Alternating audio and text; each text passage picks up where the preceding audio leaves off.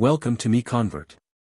In this tutorial, I will show you how to convert IFC files to 3DM format, completely free and online.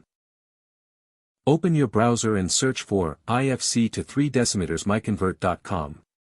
Click on the first result to go straight to the converter. You are now on the IFC to 3DM converter page. The interface is clean and easy to use. Let's upload a file. Click the Choose File button. A file picker will open. Select the IFC file you want to convert, then click Open.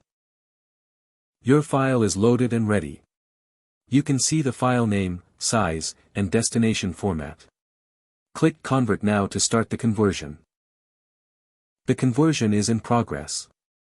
You can see the progress bar moving. This usually takes just a few seconds. Done. Your file has been successfully converted. Click Download to save the 3DM file to your computer. That's it. Visit MiConvert.com for more free conversion tools. Subscribe for more tutorials. Thanks for watching.